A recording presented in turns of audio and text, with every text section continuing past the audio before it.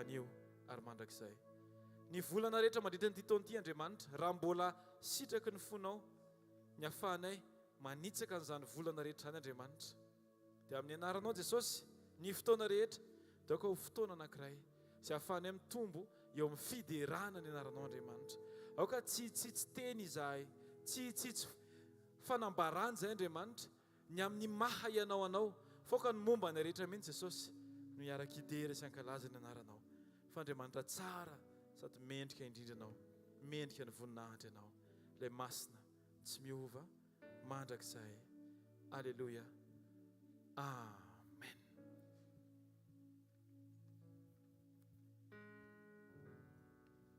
Dia mbola hivavaka tsika, mbola mankasitraka anao be dia be zay Jesosy a, fa ianao no nitahiranay, natratraranay an'ity taona vaovao ity.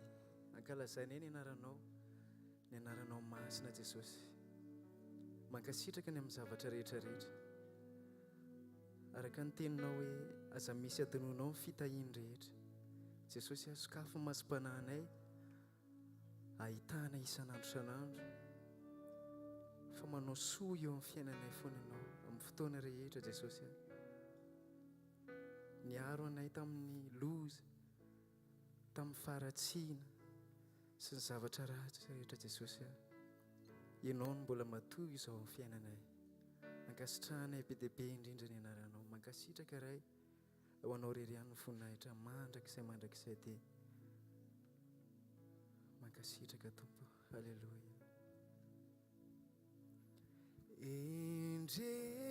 Endrenia maroniso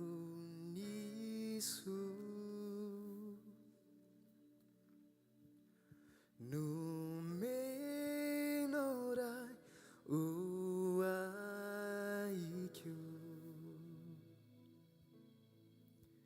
ny aikyo e navotana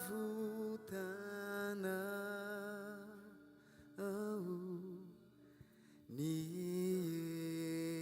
eloko vonoina eny raiko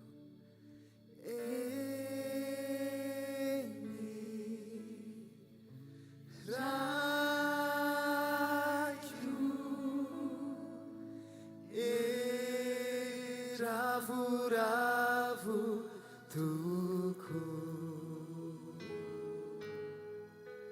ty zanakao voavonjire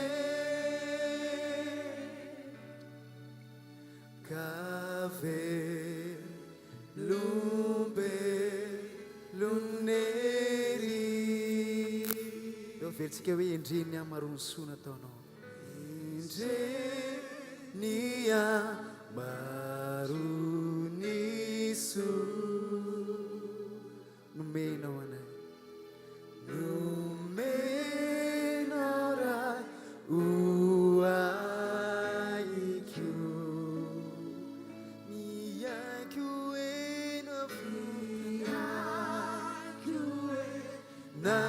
navotana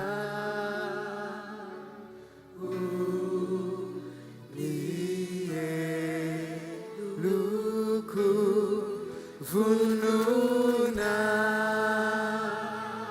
eny raikyo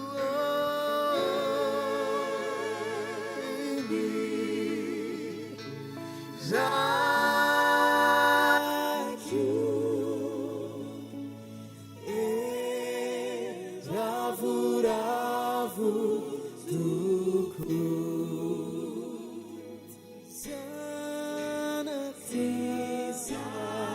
zanakao voavonjire kavelombelonery. Asa ndatomafy amin'ny feotsika lazao ino raiko ravoravo fananay manana anao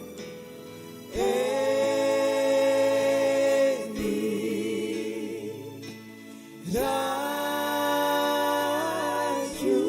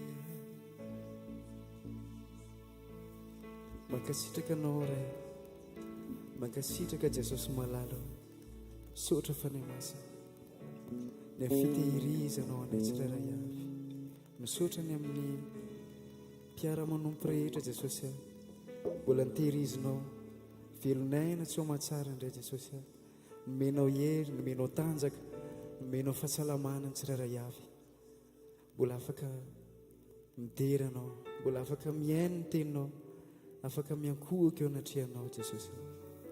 Androany tompo manandratra fisaorana izay raiso ny fisaorana izay atolotray androany Jesosy.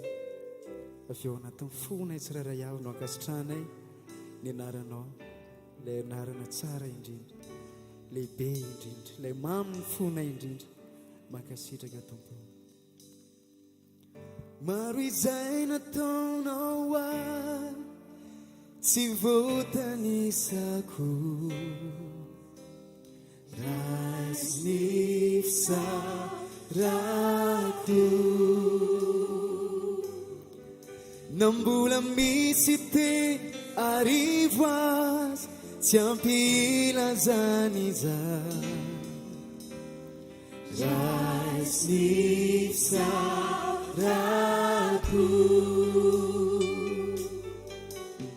Jesona nasitrana, ka sitrana tanteraka hoe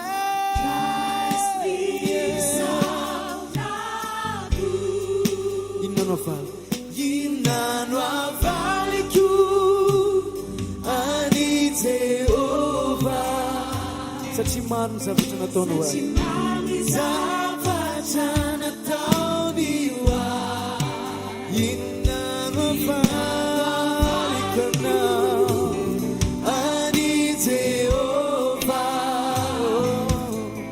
satria maro ny zavatra nataony ahy, raisure,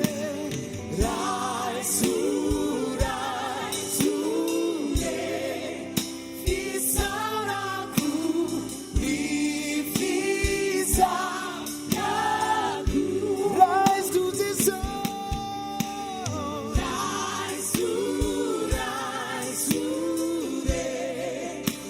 fisaorako, ny fizarako.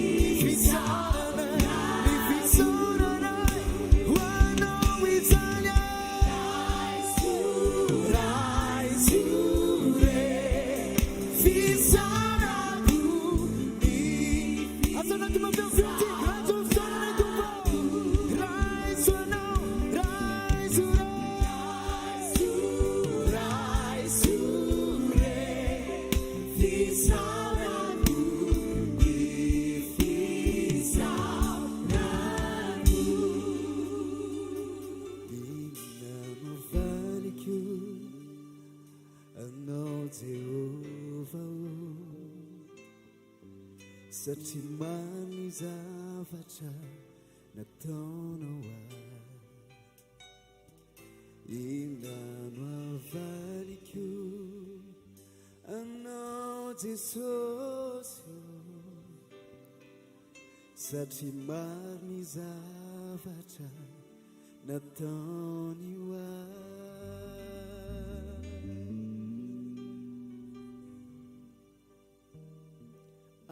Avozinao isamaray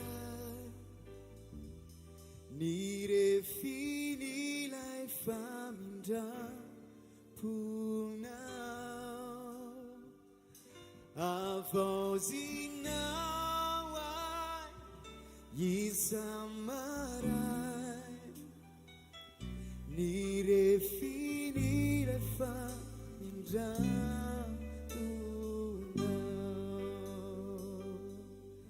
Yarakilatsika miaina amin'ny famindraponao isanandro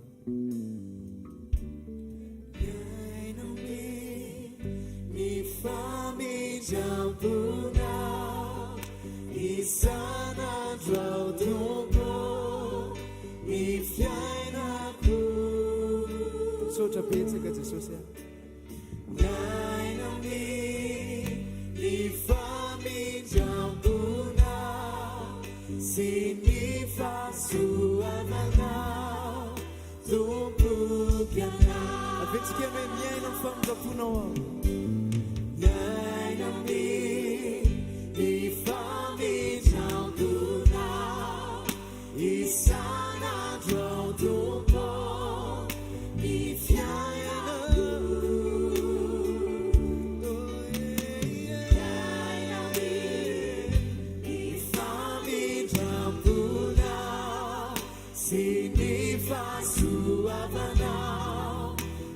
Tombona iaraka menina zany antsika ireo famindrapon'Andriamanitra miaina ny famindraponao isanandro ao tombo ny fiainako Sotra betsaka Jesosy ny amin'ny famindraponao isanandro sana sy lavitra eo amin'ny fiainanay tombo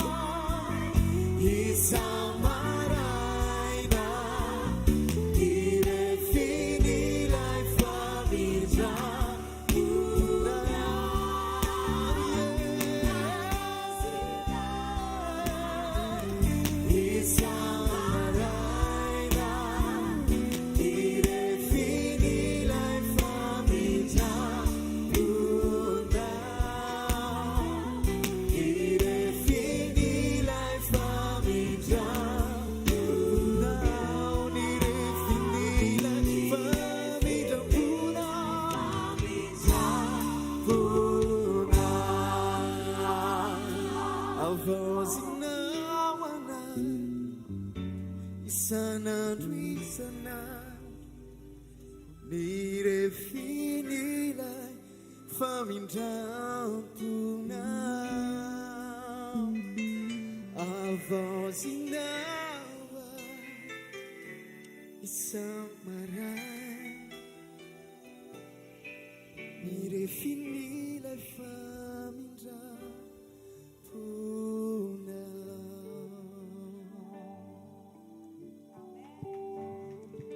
Mankasitraka tompo matoa zay mbola toy izao dia te hitsiko fotsiny izay te hifaly fa ianao no ambadika izany Jesosy, ianao no ambadika ny fijoroanay, ianao no ambadika ny fitehirizana anay Jesosy, ianao no ambadika ny fahasalamanay, ianao no ambadika ny herinay sy ny tanjakay. Alleluia. Misandrata Jesosy, aoka tsisy anaran'olombelona omemboninahitra eto afa-tsy ny anaranao ilay mpanjaka amin'ny mpanjaka. Alleluia. Misandrata Tompo.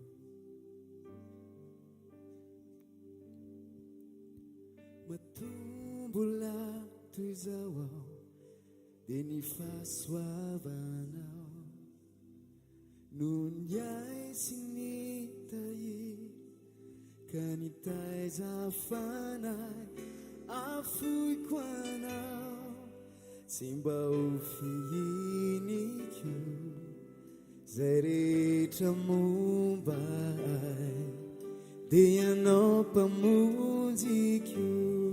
Dia araky laza satsy matombola toy izao aho dia ny fahasoavanao niay sy ny tahiry no niay sy nitahiry ka nitaiza afoiko anao afoiko anao tsy mba ho fihiniko zay rehetra momba ay dia ianao mpamonjiko.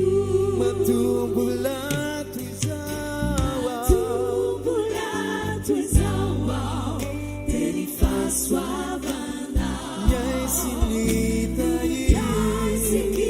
tahiry ka mitaiza fanay afoiko anao tsy mba ho fihiniko zay rehetra momba ay dia ianao mpamonjiko. matombola toy izao matombola toy izao aho fahasoavanao niay sy ny tahiry nitaiza fanay afoiko anao tsy mba ho fihiniko zay rehetra momba ay dia ianao mpamonjiko. afaka milaza mafenenona zao fahasoavanao matoa zao anay matombola toy izao aho dia ny fahasoavanao no niay sy nitahiry ka mitaiza fanay afoiko anao tsy mba ho fihiniko zay rehetra momba ay dia ianao mpamonjiko. matombola toy izao aho dia ny fahasoavanao zay niay sy nitahiry ka nitaiza ny fanahinay afoiko anao tsy mba ho fihiniko zay rehetra momba ay dia ianao mpamonjiko.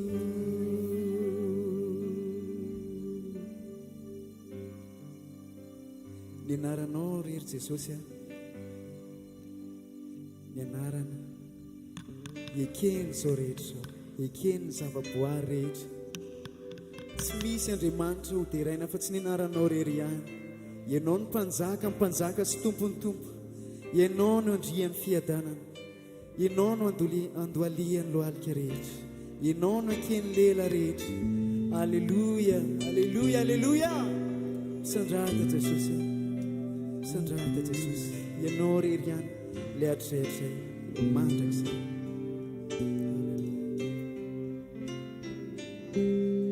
Jesosy ihany Jesosy atrany tsy ho fona ny fanantenako fa eo ihana miaino ireo fitarainako mampahery ahy mba hiadanako Jesosy vatona teriko Jesosy ihany Jesosy atrany tsy ho fona ny fanantenako fa eo ihana miaino ireo fitarainako mampahery ahy mba hiadanako Jesosy vatona Nasoma fe Jesosy ihany Jesosy atrany Jesosy ihany Jesosy atrany tsy ho fona ny fanantenako fa eo ihana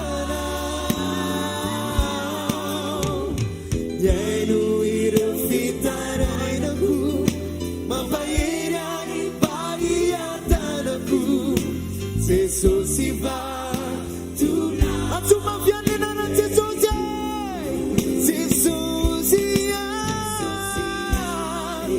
Jesosy atrany tsy fona ny fanantenako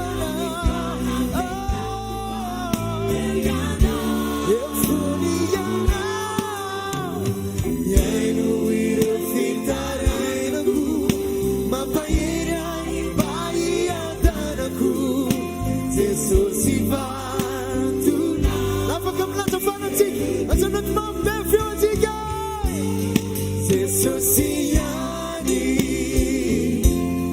Jesosy atrany tsy ho fona ny fanantenako fa eo ihana miaino ireo fitarainako mampahery ahy mba hiadanako Jesosy vatona mieriko miaino ireo fitarainako mampahery ahy mba hiadanako Jesosy vatona mieriko Alleluia Ndao tsika tiaka mafy ho an'i Jesosy ihany a afaka mahazo toerana tompoko azafady miarabantsika tsirairay avy a tratry ny taona amin'ny anaran'i Jesosy dia mirary a raha mirary a izay témoignage rehetrarehetra hatramin'izay a ho avoakanao daholo amin'ity taona ity amen mandroso tompoko dia Jesosy ane amaly ny etaetantsika izay mifanaraka amin'ny sitrapony amen Jesosy daholintsika rehetrarehetra sady bonane dia voninahitra ho an'i Jesosy no hitsoroko vavolombelona eto emibe za satria nahazo an'i Jesosy nahazo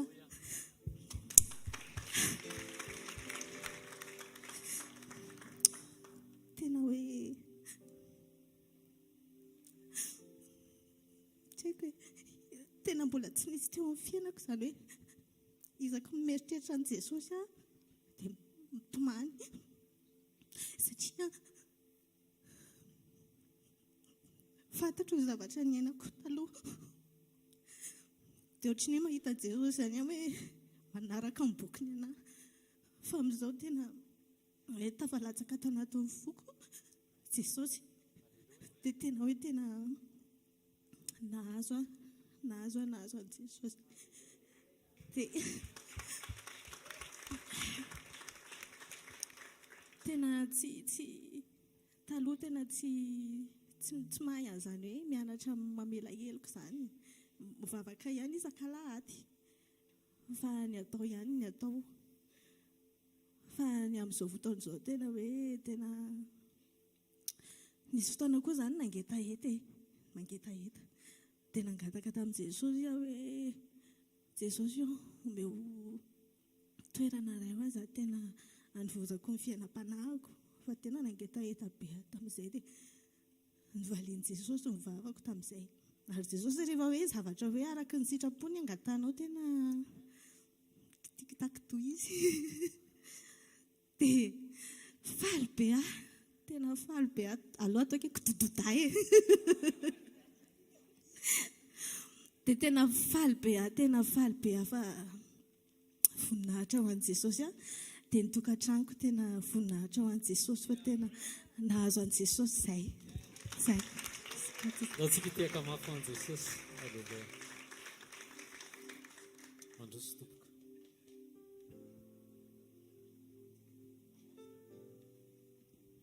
Fiadanan'i Jesosy eo amintsika rehetra tompoko. Tratra ny taona 2025 daholo tsika tompoko. Jubilé amin'ny fiainantsika tsirairay avy. Amen. Amen sa tsy amen? Nijoko vavolombelona dia ity teny ity hoe azafady fa narivojoroana vavolombelona dia nilatsaka koa le. Ny hoe le ten'Andriamanitra hoe minoana Jesosy tompo dia vonjena ianao sy ny ankonanao. Anomboka amin'ny izay menakavy. Nisy bandy tamin'ireo zanako ireo nisy tena bandy mihitsy.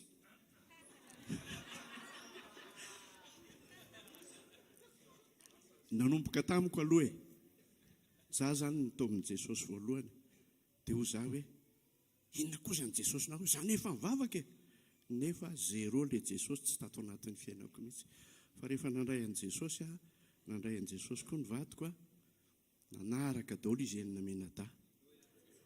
Dia izao tonga hatrany amin'ny zafikely dia tonga hatrany amin'ny efa misy zafiafy fa mino aho fa zanaka efapino izy io zazy io dia mino aho fa voavonjoko izy. Mino an'i Jesosy tompo dia vonjeny zay ny anankiray. Niaraka tamin'ny fianakavian'ny vadiko zay mivady tamin'ny tapabolana lasa. Dia mitantara satria nisy fotoana zay mipetraka teo Ampasapito teo dia mipetraka tao amin'ny trano rahavaviny. Tsy tao ilay rahavaviny fa zay no mipetraka tao. Dia ny zanako fa niteny le rahavaviny le zanaka le rahavaviny mihitsy niteny taminay. Za ozy ne sorena be foana taminareo mitory an'i Jesosy reny tao an-trano. Ary tsy vitany hoe mitory an'i Jesosy fa tao ny fanaovana répétition, tao ny fanaovana gala évangélika sy ny sisa mafana fo ery. Fa tamin'ny 76 zany dia mivaky izy voaingan'izay ny teny hoe za ozy tamin'ny 2000 izy ty zareo manara-maso anay mitsikilo anay. Dia tamin'izany zay tao amin'ny GBT dia nandray an'i Jesosy dia mba nakao amin'ny GBT hono tamin'ny 2000 dia nisy fiantsonany hoe zay te han'olo tena ho an'i Jesosy mitsangana. Dia nitsangana izy dia nitomany teo ny tenan'olo tena ho an'i Jesosy. Dia izy menakavy misy maromaro zany ohatr'izay. Dia io vehivavy io nitantara taminay tamin'io fotoana io hoe ny dadany niteny taminy hoe mba ampivavao efa razoko ny dadany tamin'izany ampivavao dia nanolo tena ho an'i Jesosy ny dadany. Tsy le hoe le FJKM na katolika na tsy any le izy fa le fandraisana an'i Jesosy tao amin'ny fiainana fa nanolo tena ho an'i Jesosy le dadany dia rehefa maty any.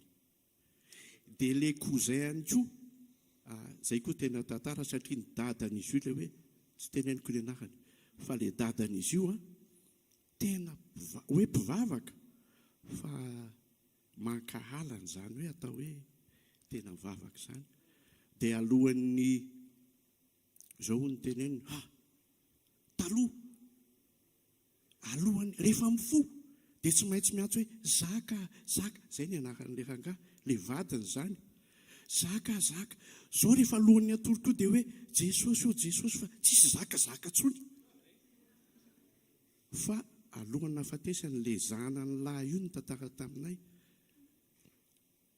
roano miteny onisy za bebao dia ozony ny zanany hoe dada mamerina ny zavatra izay teneniko dada tena bebahany teo vitsy izay tsy niteny tsony a nanomboka teo a roa andro fa teo ariana maty le ka nitiako tenenina minoan Jesosy tompo vonjena ny ankonanao be dehibe ny mbola tsy voavontsy eo amin'ny ankonako satria tsoako zahay dia tena le mafo mihitsy tsy fantatro raha misy eto na tsy misy eto fa zay katolika be taloha za katolika be fa katolika le anarana fotsiny fa le toetra ty 00 tsisy mahany Jesosy any Jesosy tao amin'ny fiainako ary tsy izay ihany fa hatramin'izao misy ny mbola médium misy ny mbola miresaka maty misy mbola io hitako ireo maty rehetrarehetra io mitsenany ihany tonga soa aty aminay Jesosy mety ambavaka reto ny fianakavianareo fa be dia be mila Jesosy eo ny fiainana amen. Tsika tehaka mafy ho an'i Jesosy. Maninona moa raha tonga dia fitaitsika sao izay fitondrana mambavaka izay ndao tsika hitsangana dia samy mitondra mambavaka ny ankonany hoe eto mambavaka aloha ny fijoroanao mba tena aneo ny andry Kristy. Aleloia. Tsy hoe fiangonana zandra na tsy anara-piangonana ilay izy fa Jesosy hitan'ny olona. Misy manara-maso ianao dia misy mijery ianao dia misy mizoma fiainanao fa rehefa authentika ny fijoroanao dia le Jesosy hitany eo amin'ny fiainanao tia ny horaisina eo amin'ny fiainany. Asandrato ny tananao dia eto mambavaka ny fijoroanao amin'izao fotoana izao. Jesosy sambatra loatra izay nahazo anao, tena sambatra izay nahazo anao Jesosy. Tsy any hoeritreretina kory hoe ohatran'ny ahoana ny fiainanay raha tsy niona taminao. Eny Jesosy aoka ny fijoroanay Jesosy ho marina eo anatrehanao, tsy ho an'ny olona kory fa satria izahay mbola iona aminao, anao compte rendu eo aminao, ianao ilay ho avy hampakatra anay. Aoka ny fijoroanay Jesosy, aoka ny fijoroako ho marina eo anatrehanao, tsy tahotr'olona, tsy filana sitraka amin'olona, tsy filana sitraka amin'ny mpanompon'Andriamanitra, tsy fahatahorana ny ankonana, fa noho ianao, fanajananao. Aoka ny fanatrehanao ahazo aina marina eto aminay tsirairay avy Jesosy, mba hahatonga anao ho hita taratry ny olona eto amin'ny fiainanay. Tsy maninana tsy hita ary izay Jesosy fa aoka ianao ho hita marina satria izay dia natao ho faty amin'ny tenanay, ho faty amin'ny nofinay ary hamoaka ny andry Kristy. Jesosy mivavaka izay amin'izao fotoana izao ho an'ny ankonanay tsirairay avy na ireo fianakaviam-be avy any amin'ny lahy sy ny avy any amin'ny vavy. Aoka Jesosy ianao hikasika ny fony izy ireo, aoka ho hitan'izy ireo ianao eto amin'ny fiainanay Jesosy. Aoka koa ianao hikasika azy ireo, mino aho fa izany ny etaetanao Jesosy, ny ombonan'izy ireo aminao. Dia aoka ny fiainanay Jesosy ho authentika eo anatrehanao, kasio izy ireo Jesosy, ary aoka ho marina aminay ny teny hoe mino an Jesosy tompo dia vonjena izahay sy ny ankonanay. Taio ny ankonanay Jesosy, ny ankonanay tsirairay avy. Aoka ny ranao hiaro an'izy ireo, misaotra ny amin'ny famindramponao Jesosy izay nitehirizanao ny fahavelomany hatramin'ny androany. Ary ny famindrampo dia nataonao mba hahatonga ny tsirairay avy amin'ny fotoana hibebahana Jesosy. Aoka tsisy ho very na dia iray ara, tsarovy fianakavianay Jesosy amin'ny anaran'i Jesosy. Misaotra Jesosy ny avalimbavaka. Amen. Teka mafon'i Jesosy tsika. Donc tsika mbola hivavaka. Mety hoe misy manana fianakaviana tsy salama ve? Tsisy, salama daholo. Misy manana fianakaviana tsy salama. Ndao tsika hivavaka ho an'ny fianakaviantsika mba izay sitrapon'Andriamanitra no tanteraka. Amen. Misy teny izay ao amin'ny Jakoba 5:10 hoe ary mifampivavaha mba ho sitrana ianareo. Amen. Mifampivavaha mba sitrana ianareo. Ndao tsika hivavaka ho an'ireo olom-pantatra, ho an'ireo fianakaviana, ho an'ireo namana izay mety ao anatina tsy fahasalamana an'izao. Angataka ny famindrampon'Andriamanitra tsika mba hanasitrana an'Andriamanitra azy ary koa angatakitsika mba ny sitrapon'Andriamanitra no tanteraka eo amin'ny fiainany. Amen. Asandrato ny tananao dia andaontsika hivavaka ho an'izany indray amin'ny anaran'i Jesosy. Ndreto izay mangataka aminao, mangataka ny famindramponao Jesosy, ny hoe anasitranana sy anatanteranao ny sitraponao eo amin'ny fiainan'ny olona izay tsy salama, mety fianakaviana, mety olo-pantatra. Fa amin'izao fotoana izao Jesosy dia mangataka izay. Raha mety ianao dia sitrahana izay tsy salama, nefa aoka ny sitraponao ihany no tanteraka eo amin'ny fiainanay tsirairay avy. Jesosy mankasitraka, mpisotra Jesosy ny amin'ny valim-bavaka rehetra, mankasitraka ny amin'ny fiandriananao, manaiky izay ny fiandriananao ary minkoka manoloana an'izany izay. Sanatria tsy mibaiko Jesosy fa izay tianao atao. Misandrataray amin'ny anaran'i Jesosy. Amen. Témoignage farany afaka mahazo toerana vetivety nareo. Ataoko ihany ity témoignage ity fa saika tsy ataoko izy ity. Tamin'ny 31 décembre dia le témoignage zany dia tahaka an'izao hoe rehefa mandeha ny teny dia mivavaka tsika ao anatin'ny teny voaray. Raha misy correction hoe mba tiako hiainana izany Jesosy na ataovy tonga fiainako izany. Après an'ny teny koa tsika dia mivavaka hoe Jesosy mandeha ny tari-bavaka eto dia manao an'ilay vavaka tsika ataontsika amin'ny fo le izy. Dia te hiteny aminao fefa nivaliany Jesosy le izy. Fa misy devoly tonga mampiseho ny lasa, mitondra le lasa le fatao alohan'le vavaka natao iny dia averiny eo aminao mba hiverenanao any amin'ny lasanao fa tsy afahanao mandroso miaraka amin'i Jesosy. Ohatran'izao le zavatra nisy. Ohatrantsika tsirairay avy samy manana amin'ny pasehany. Mino fa tsy teraka tato amin'ny HVKL ianao. Tany amin'ny fiangonana hafa tany, tany amina famille hafa tany. Dia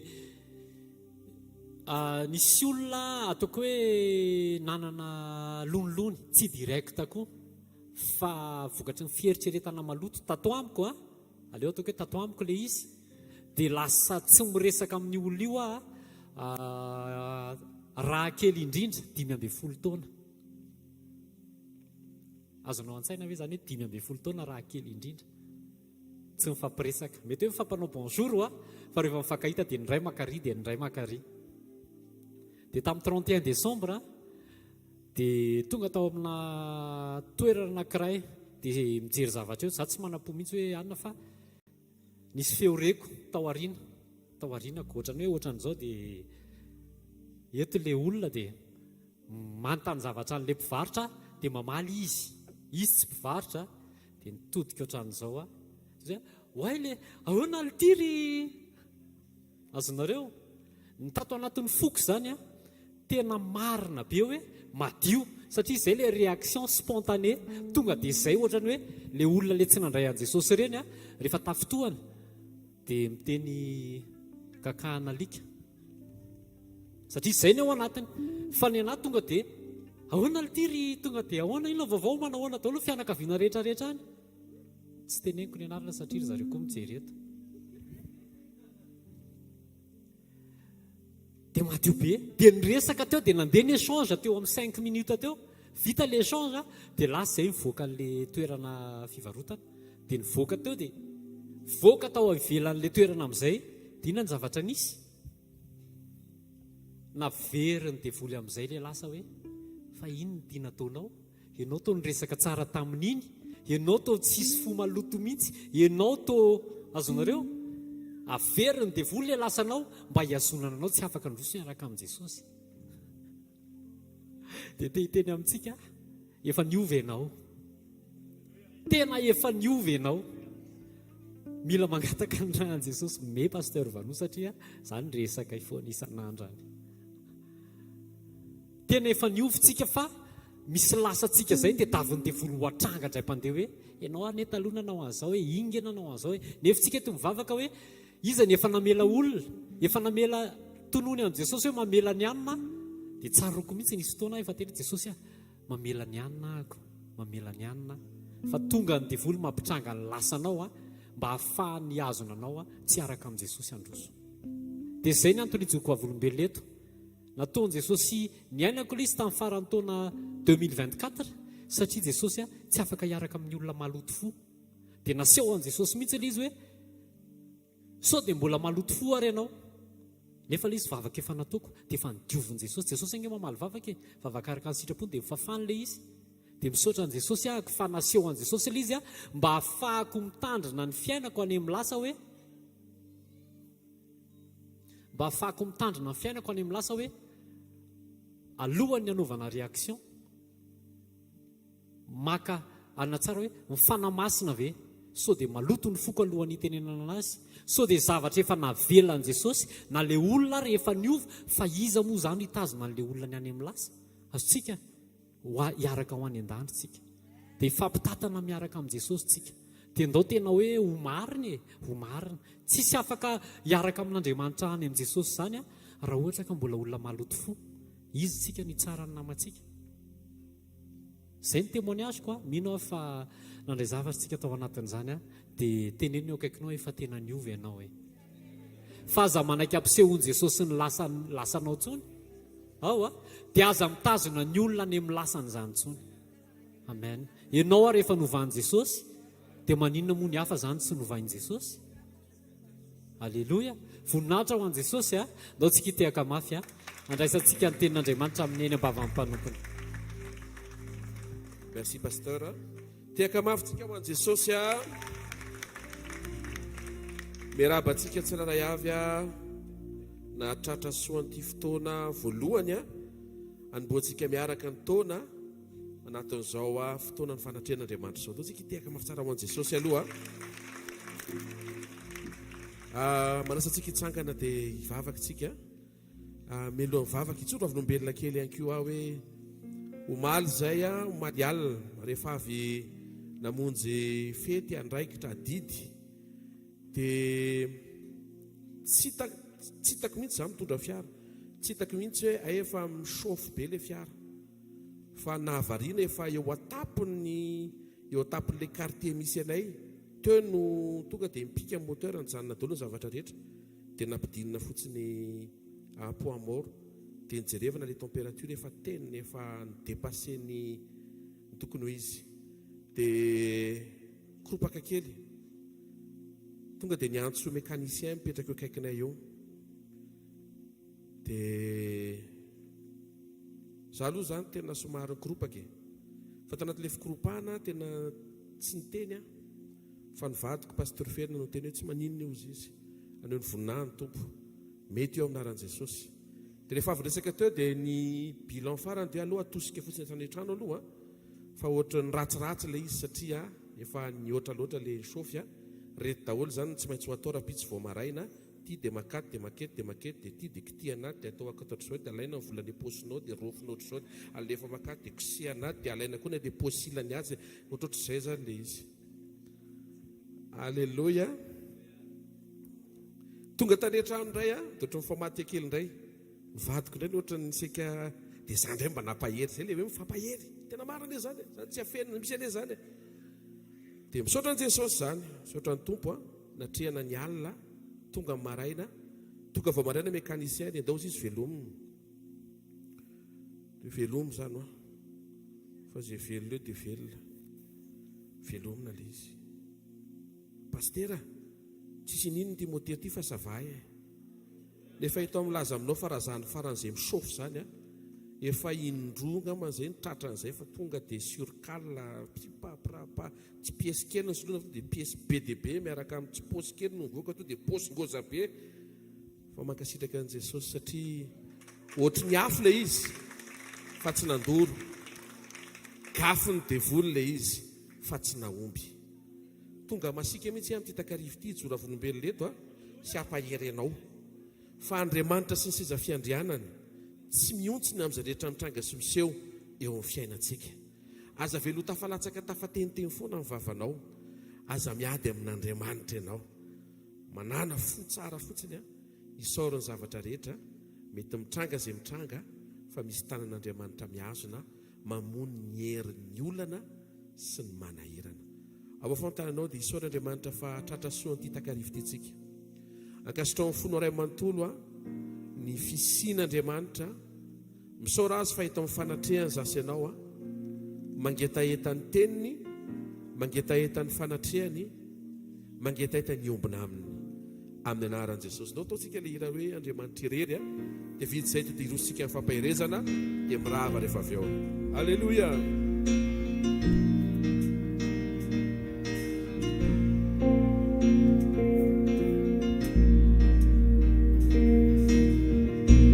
Andriamanitra tsy natao tanany anao, Andriamanitra tsy mianky amin'ny olona anao, Andriamanitra tsy izay memolonao, ny fikasana ihany no tena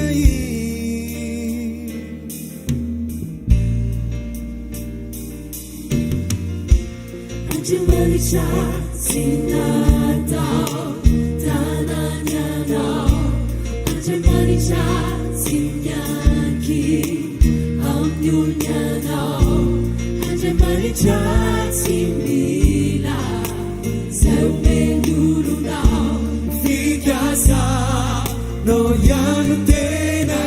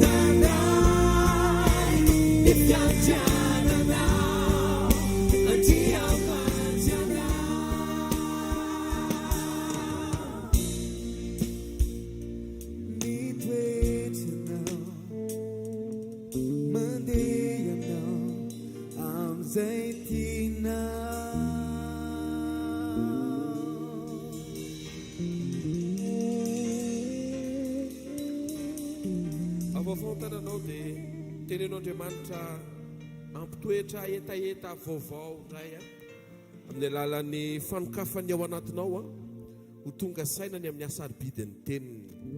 Itoeratren'Andriamanitra isy etaeta vaovao ny amin'ny teniny ao anatinao, etaeta iaino azy, etaeta andreny feoany, etaeta ny androso miaraka amin'ireo bitsika teny tolotsaina fahendrena izay omeny ireo hevitra. Za mihitsy iray amin'ny aran'i Jesosy no irinay amin'izao fiaingana fiandohan'ny taona vaovao izao, ny fahafahany mandreny teny avy aminao, fahazavan'ny lalanay, fanilo ny tongotray, aina rehefa azonay izany ary fahasalamana ho an'ny nofinay rehetra. Eny mamakivaky hatrany anatin'ny tsoka, ny taolana sy ny tova ray manontolo, mitondra fahatsarana, mitondra ny fahatsaranao amin'ny anaran'i Jesosy. Amen. Mahazo toerana vetivety mahazo toerana teo fanatren'Andriamanitra ary mamerina ny fiarabanantsika na hatratra soa ny taona 2025 vaovao. Amen.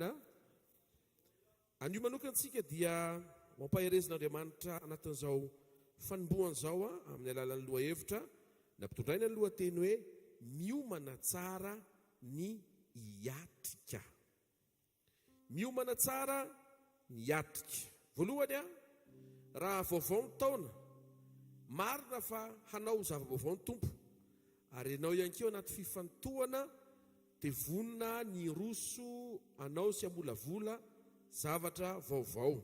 Fa zao misy ny zava-baovao fa azadino ihany koa ny mandray lesona ny amin'ny taondasa eny. Point voalohany mandray lesona ny amin'ny taondasa. Tena kekinao mandray lesona tamin'ny taondasa hoe. Jeremia 9:9 manambara aminaran'i Jesosy. Zao lazain'i Jehova, mijanona eo an-dalana ianareo ka izaho, ary anontanio izay lalana masaka hatry ny ela, dia izay lalana makany amin'ny tsara ka iny no izory, dia ahita fitsarana ao amin'ny fanahinareo nareo nefa izy tsy izotra izahay. Misy lalana tsara efa naseho an'Andriamanitra anao tamin'ny taona lasa, natao tohizina izy ireny. Misy ihany koa lalana tsara mety nijoroan'ny olona vavolombelona, azonao irosona sy irosona izorana ihany koa. Zay tsara tohizina, zay ratsy atao ajanona, atsahatra na ielana. Jeremia 25:5 dia manambara aminaran'i Jesosy, samy miala amin'ny lalan'ny ratsinareo avy nareo sy amin'ny ratsy fanaonareo, ka dia onona any amin'ny tany izay nomeny Jehovah nareo sy ny razanareo hatr'izay ka ho mandraky izay. Rehefa miatrika ny taona vaovao toy izao dia manana fotoana ahafahanao mandinika inona ny tsara tohiziko, inona ny ratsy ajanoko. Ny zavatra ohatrehanao amin'ity taona ity tsy hoe tsara ho azy, fa zay tsara efa niainanao dia manapa-kevitra ianao ny hanohy izany. Zay tsy nety kosa dia manapa-kevitra ianao ny hampitsahatra izany. Marka 4:24 mbola toy isika naran'i Jesosy. Hoy Jesosy taminy, dinio izay teny renareo, araka ny ohatra anoharinareo ihany no anoharina ho anareo, ary omena mihoatra azy nareo. Timoty 2:7 aminaran'i Jesosy, dinio izay lazaiko fa omeny tompo fahazavan-tsaina ny amin'ny zavatra rehetra ianao. Korintianina 2:7 amin'ny anaran'i Jesosy, dinio ny tenanareo na mitoetra amin'ny finoana ianareo na tsy izaho toetra ny tenanareo, motsy fantatrareo va ny amin'ny tenanareo fa ao anatinareo Jesosy Kristy, raha tsy olona ny lavina ianareo. Hoy Jesosy dinio ny teny rena ndritry ny taona. Marina fa misy teny vaovao zao vao manao antsika eo amin'ity taona vaovao ity, fa natao isika andinika, anoratra, andray antsoratra, inote amin'ny teny frantsay, ho atao marika kely mihitsy hoe inona avokoa ny teny voaraiko ary nataoko inona le teny voaraiko nanomboka tamin'ny janvier 2024 ka hatramin'ny décembre 2024. Ny fandiniana ny tenin'Andriamanitra dia mepita eo amin'ny fandinianao ny tenanao raha ny ainanao le teny na votsitra tsy ny ainanao le teny. Dia nio ny teny nandritry ny taona aiza ho aiza zasy ianao. Dia nio ny tenanareo ny amin'ireo teny aiza ho aiza tsika ny amin'le teny rehetra, indrindra aiza ho aiza ny finoantsika tamin'izay efa notenenin'Andriamanitra tamin'ny taon-dasa eny. Dia ozy izy le epistily nosoratan'ny Paoly teo mazava be. Dia nio ny tenanareo ozy izy, dia ny fiafaran'le fandinian-tena dia tokony ho tonga saina isika fa ao anatintsika Jesosy. Averiko. Ozy izy ny tokony tenana faritoko telo ambin'ny folo andiny fadimy anaran'i Jesosy. Dia nio ny tenanareo na mitoetra amin'ny finoninareo na tsy, izaho toetra ny tenanareo. Moa tsy fantatrareo va ny amin'ny tenanareo fa ao anatinareo Jesosy Kristy. Ny fandinian-tena dia tokony ho tonga amin'ny fahatsapanao sy ny fahatserovanao, fa misy taona adino zany ary misy taona tsy ainana zany hoe Jesosy ao anatinao. Tena kaikanao ao ambadika ny fandinian-tena hoe dia tokony ho tonga saina ianao fa ao anatinao Jesosy. Ny lesona mila raisina fa ny fomba fahombiazana vaovao hitondran'Andriamanitra amin'ity taona ity dia iomanantsika ihany koa, satria Andriamanitra afaka manao lalana vaovao ivelan'le mahazatra efa nahombiazana. Zao zany le izy. Raisinao zay tsara toizina fa eny an-dalam-panohizana sensible ny sofinao miaino fa Andriamanitra afaka manova ny zavatra rehetra ara-potoana ampahomby anao amin'ny fomba vaovao. Zay raisina le tsara, toizina le tsara, eny am-panohizana miomana fa Andriamanitra afaka mibitsika tampoka. Zay izy feny zay lesona zay. Averiko farany dia roso manaraka tsika. Jerena ny tsara, raisina ny tsara, toizina ny tsara, fa miomana foana fa Andriamanitra afaka mibitsika zava-baovao eny am-pamerenanao an'le tsara everinao fa tianao ho averina eo amin'ny fiainanao. Faharoa, rehefa vita ny dinidinika ny amin'ny taon-dasa dia miditra ny amin'ny taom-baovao tsika. Mila manao planina ny zanak'Andriamanitra. Fantatro fa tarihan'ny fanahy ianao, tsy mandany zay fa ny olona tarihan'ny fanahy dia izay olona manomana eny am-piomanana sy eny am-pandehanana izy ny tarihan'ny fanahy.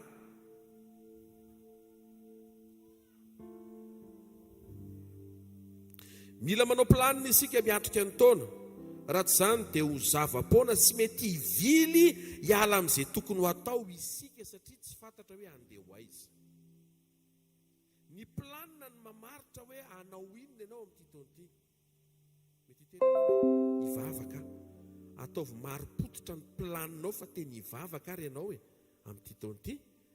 Dia planifieo ary ny vavaka ho ataonao mandritra nyity taona ity. Fa tsy hoe tarihan'ny fanahy dia nisy taona ohatran'ny raika ohatran'ny tarihan'ny fanahy ohatran'ny tsy mila mivavaka hono. Tandremo ny tarihan'ny fanahy eritreretinao hoe ny tarihan'ny fanahy tsy hivavaka hono fa ny tarihan'ny fanahy tonga dia mijery tele dia hivavaka ho an'izay olona mandeha amin'ny vaovao mandritra ny ataony roa. Tena tsy manda fa tandremo ny tarihan'ny fanahy. Tandremo fa sao dia ny heverinao sy ny sainao ny lasa tonga dia ataonao hoe ny fanahy masina no mitarika. Sy miaino vavaka tsara, miombona tsara amin'Andriamanitra dia mianatra ny hotarian'ny fanahy. Asio planina ny zavatra rehetra. Trano tsisy planina dia lasa trano ataotao foana. Andriamanitra zao rehefa naniraka ny Noa nangana samby fiara dia nanome planina mazava izy. Hazo, tia ny enduit, 3 niveaux, zao ny longueur, zao ny largeur, zao ny hauteur, zao ny luminosité, zao ny isan'ny ouverture. Précis tsara Andriamanitra fa tsy hatrangano ny samby dia izay anaovanao azy fa momba anao tsika tsy kristianina korotambelona fa tsika kristianina velona miaraka amin'i Jesosy mpandamina sy mpanao planina. Fiainana tsisy planina dia fiainana tsy hita hoe mandeha ho aiza. Ty taona ty tokony ho taona tsara iarahanao amin'Andriamanitra, fa mila manao planina tsara ianao anatin'ilay fiarahanao amin'Andriamanitra. Ianao zao raha tsy miplanify hivavaka vao maraina, fa izay hitarihan'ny fanahinao anao dia mety niendaka tamika mipilina ny réveil fitarihan'ny fanahy tony moa zany fiverantsika dia tsy tafafo maraina nitarika ny fanahy hoy zany. Rehefa tena mahatery ianao mivavaka ataonao réveil telo io. Tsy maneno ny ray, maneno zany no fandroana, fa tsy maintsy andeha hivavaka io satria any anatinao any le fahaterena nanao an'le planina. Ny vavaka zany tsy hoe hiteo raha tafafo maraina, non, mifo maraina ianao dia mivavaka. Tafafo andro any dia mivavaka, mino fa tsy mahametsiny tompo, fa tsy tafafo tamin'io fa tsy maintsy niatrika. Izy ndray tsy manometsiny fa ianao tsy ampy communion. Izy tsy manometsiny namonjy ianao ane. Ny tsy niarinetana fa ny fiatrehanao n'ilay journée ny lasa mavesatra, sarotra, maimaina satria tsy ampy ny communion entre anao sy ny tompo noho ny amin'izay vavaka izay latsaka. Ny zavatra goavana hitantsika ry havana dia nahorona tamin'ny planina. Aoka ho planina miaraka amin'Andriamanitra, asa miaraka amin'Andriamanitra, avy ireny hoe taom-baovao miaraka amin'Andriamanitra. Amen. Fomba fitenin'i Jesosy toy izy hoe tsy zaho izy manao ny asa, tsy irery asehon'i Jesosy fa tsy niatrika rerin'ny taona izy tamin'izany, fa niaraka tamin'ny rainy mandrakariva. Jaona 14:10 amin'aran'ny tompo, tsy mino va ianao fa zaho miray ary ny ray ato amiko. Ny teny izay lazaiko aminareo dia tsy avy amiko izany lazaiko izany, fa ny ray mitoetra ato amiko no manao ny asa. Jaona 8:16, ary na dia tsy mitsara aza dia marina ny fitsarako satria tsy irery fa zaho sy ny ray izay naniraka.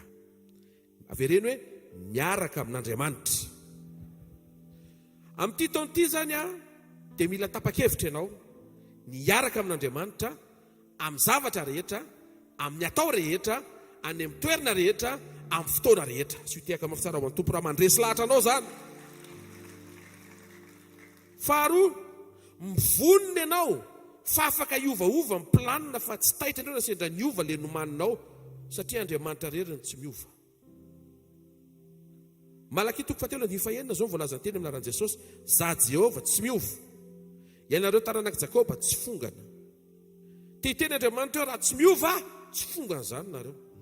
Dikan'izay raha mitoky amin'ny tsy fiovan'Andriamanitra ianao, sady tsy ho fongana ianao, tsy ho ringana ianao, fa miverena ao amin'ilay tsy fiovan'Andriamanitra. Hébreux 13:8 amin'aran'i Jesosy, Jesosy Kristy no tsy miova, omaly anio ary mandrakizay. Mametraka planintsika amin'izao fiandohan'ny taona izao, fa miomana satria indraindray tsy araky ny planiny no mitranga dia tsy tokony mampisaraka anao amin'ny tompo le planina tsy maintsy niova, mety tsy voatery miankina aminao. Ohatra, ny asanao mpanao composé dia manao planina ianao anao composé faran'izay matsiro. Vita ny planina, mividy ny fitaovana rehetra ilainao amin'izany ianao, efa nividy tany mihitsy ianao ambolena ovy. Voaka tamika lalàna hoe tsy azo atao intsony composé. Zay ilay iomanana mambavaka mba tsy kiropaka ianao amin'ny fotoana hitrangana izay, satria to dia sûr ianao hoe zay le efa napetraka mambavaka tsy natao mampikiropaka, tsara ny saintsainiko, fa tsara lavitra no avy amin'Andriamanitra amin'izay avelany hitranga eo amin'ny fiainako na inona na tsy takatry ny saiko aza. Anampy ianao ne zavatra teneko za ohatra mbola tsy azonao an-tsaina angamba ndao moa tsika hiatrika ty 2025 ty ndao. Na faran'izay mahay manao planina ary ianao misy zavatra tsy voatery ho arak'izay no mitranga. Le hiatrika ninana le iomanantsika mambavaka androany amin'ny takarivo ty reto e. Alleluia. Rehefa napetraka mambavaka dia tsara lavitra zay ny ao ambadika ao. Tenenina akaikinao manao planina tsara ianao hoe fa mametraka mambavaka hoe dia mivonona fa raha sendra misy zavatra miova satria efa nankina tamin'Andriamanitra dia tsara lavitra izay hoe tsy mahentehaka ho an'Andriamanitra.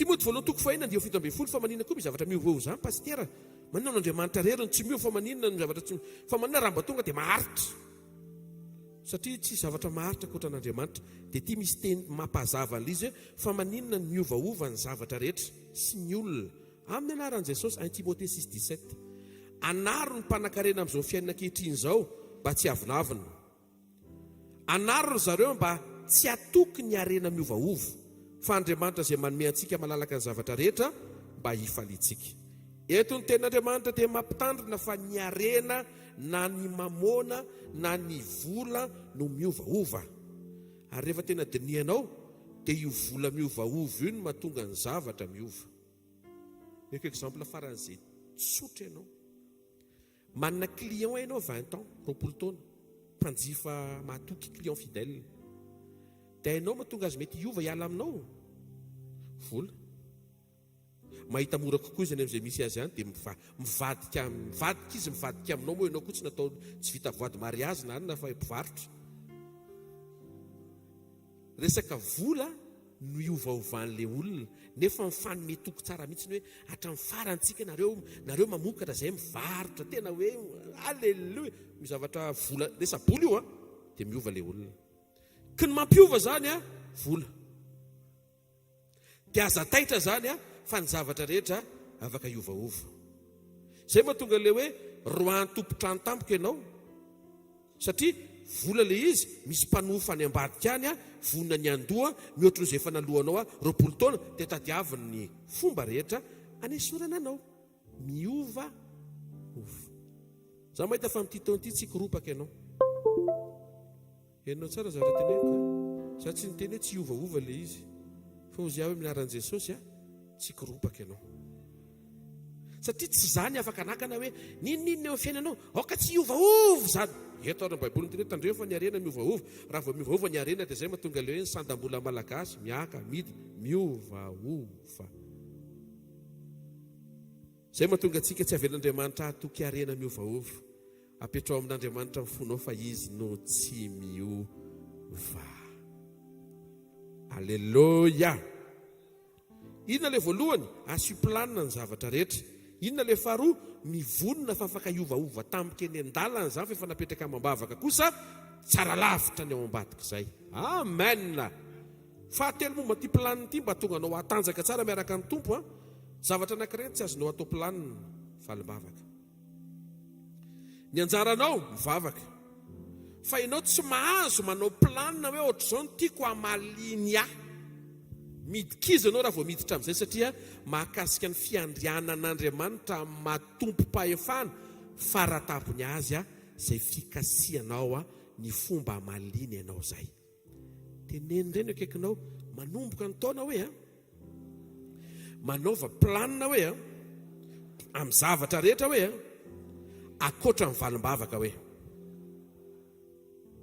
taorana maheno tsara tsika aloha amen tia anisan'ny zavatra omen'Andriamanitra antsika amin'ity takarivo ity ahafahanao mamakivaky ny taona miaraka amin'ny fomba fiadiny Kristy amen izy dia manana fomba fiadiny dia natao tafina fotsiny manahaka ny toetrany ianao dia manahaka ny fomba fiasany dia mino fa voarainao azy ny fiadanany ary izay nankasitrahana an'i Jesosy dia afaka ho isany mba ho ankasitrahan'Andriamanitra koa zasy ianao ty le antsoina hoe plan sur 3 étapes na ihany koa hoe plan sur 3 niveaux amin'ny teny gasy izy dia hoe mihevitra intelo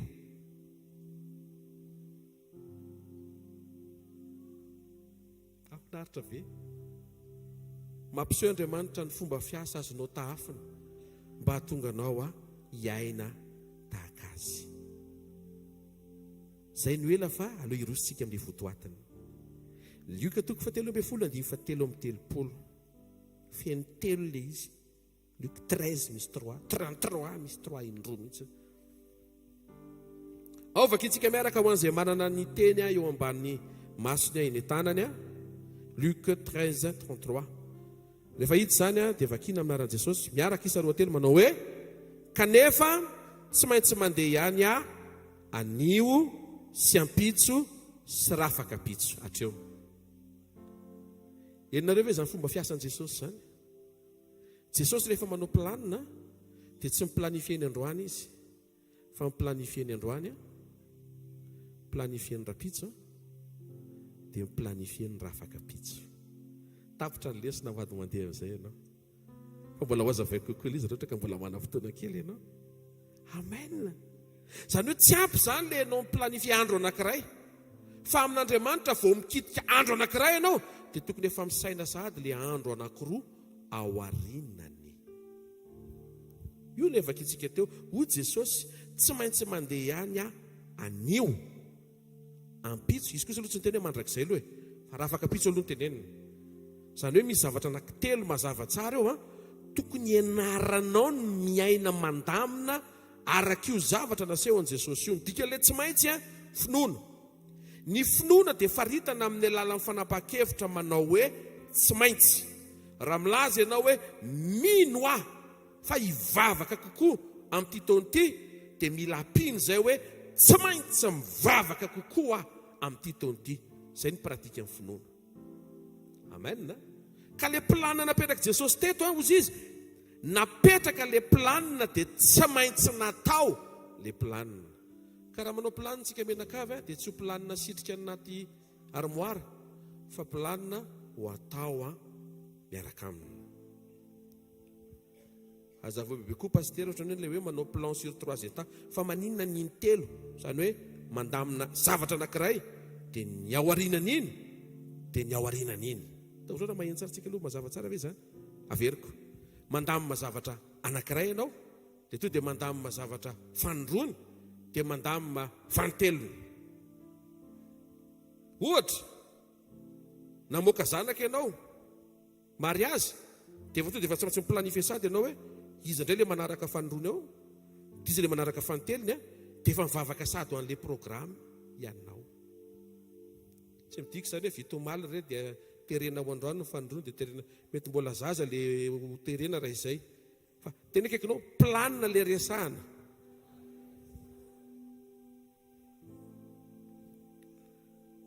Mivavaka mitokantran'ny ankizy tsy rehefa miteny izy hoe j'ai un copain vao entina mivavaka. Mihaino tsara tsika ray aman-dreny, mbola tsy mahafantatra ny dikan'izany izy dia efa mitondra mivavaka ianao. Hoe Andriamanitra tario zanakay, tsy ho diso anjara, tsy ho diso lalana, tsy ho diso fanapa-kevitra. Rehefa manao planina zavatra anankiray ianao dia tokony tonga dia ataonao fieverana n'le planina manaraka an'iny, dia avy eo le planina manaraka an'iny. Ao ve eo? Ataoko faran'izay tsotra le izy. Manao planina androany ianao dia tokony efa vita planina sy vavaka sady ny programanao rapitso sabotsy sy hatramin'ny lahady. Raha hitariko dia hoe raha manao planina amin'ity semaine ity ianao dia tokony vita ihany koa ny planification an'ny fiarahanao amin'i Jesosy amin'ilay herinandro faharoa sy le herinandro fahatelo. Ary mety avy amin'izay ny inspiration an'ny trimestre scolaire. Mody tsy resahana fotsiny fa mody rehefa nandinika ny psychiatre sy ny psychologue ary ny éducateur spécialisé maro karazany dia nandinika izay fa mampetiny. Mampety daholo zany fa zavatra tsapaka eto aloha dia zao avy amin'Andriamanitra le règle de 3. Raha ohatra ianao planifie volana anankiray, izay amin'izay le trimestre resahako, dia tokony tonga dia misaina ianao hoe inona ny planina sy programma any amin'le volana faharoa sy le volana fahatelo. Tena kaikinao lasa miena amin'ny fotoana hoe mampidinaka anao hoe satria lasa manam-potoana ianao hoe anomanana programma hoe hitanareo hoe mampanaonao foana olona rehefa tsisy atao izy. Dia omen'Andriamanitra nisan'ny teknika anankiray zany mba manomana zavatra tsara ho amin'ny fiarahanao amin'Andriamanitra any amin'ny hoavinao iray manontolo. Ahoana pasteur mba ampio kely le fanazavana hoe ndao ary asan'ny apôstôly toko voalohany 9:9. Impiry moa le planina? Mafimafy kely zavady hoe intelo. Vakina aminaran'i Jesosy, azo hery ianareo amin'ny ilatsahan'ny fanamasina aminareo ho vavolombeloko any plan voalohany Jerusalema, plan faharoa Jodia, plan fahatelo Samaria, misy miteny zao fa efatra hatrany afarany tany, vasta be le farany tany. Fa maninona ny plan anankitelo? Jerosalema symbole ny ankohonana ao an-trano aloha. Jodi le olona mety sy mahafinaritra anao, ary ny Samaria ireo le nijoro ho fahavalon'ny Jiosy, le olona tsy mahafinaritra anao. Misy planina zany totsika plan mpihavanana zany mila ataonao, mihavana nareo menakavy ao an-trano Jerosalema, mihavana ianao sy zay olona mahafinaritra mety aminao, mitovy longueur d'onde, ray kilasy, ray asa fanompona, ray fiasana. Fa le fahatelo indray adintsika, iombona miaraka amin'ireo any Samaria, ireo zay mety mankala anao, na mety manenjika anao, na mety manao tsinitsinina anao. Dia le izy tsy hoe hiteo amin'izany, fa matoa Andriamanitra mampianatra an'ilay planina, zao fiaingan'ny taona zao dia efa miplanifie-nao hoe hiavana amin'ny olona rehetra.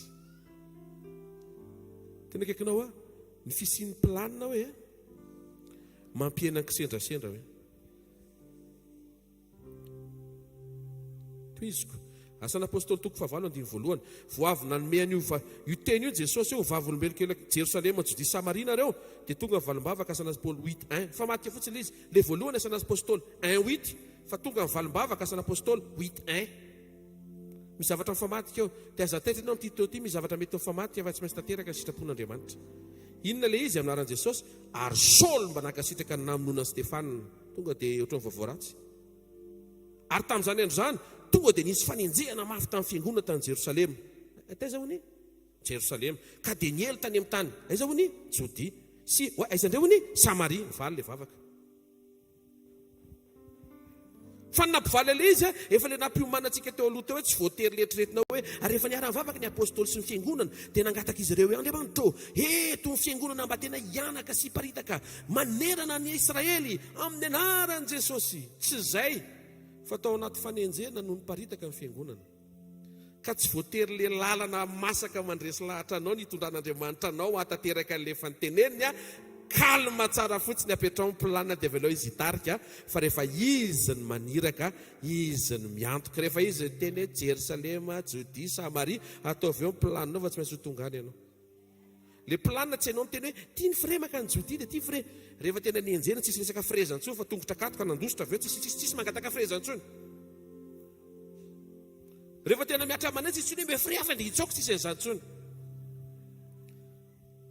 Za mahita fa amin'ity taon'ity maro amin'ny teny izay efa nomen'Andriamanitra anao no hitanao ho tanteraka eo amin'ny fiainanao. Fa zao eno ilay zavatra nampianarin'i Jesosy, mijoro vavolombelona aloha ianao, plan voalohany, etape voalohany ao a Jerosalema. Akany ao Jerosalema tsy vitako, dia mandinga ny etape ianao. Satria le etape voalohany Jerosalema aloha, zay vao Jodi, zay vao Samaria. Luc 24:7, nao mbola hijerentsika ny zavatra fiasan'i Jesosy. Amin'ny anaran'i Jesosy, ny zanak'olona tsy maintsy atolotra, etape voalohany, eo an-tanan'ny mpanota, omboana amin'ny azo fijaliana, etape faharoa, ary ny etape fahatelo, miplanifie meloa Jesosy raha tsy maharaka ianao, dia amin'ny mahazanana ianao koa tokony efa miplanifie meloa, ary le etape fahatelo hitsangana amin'ny andro fahatelo.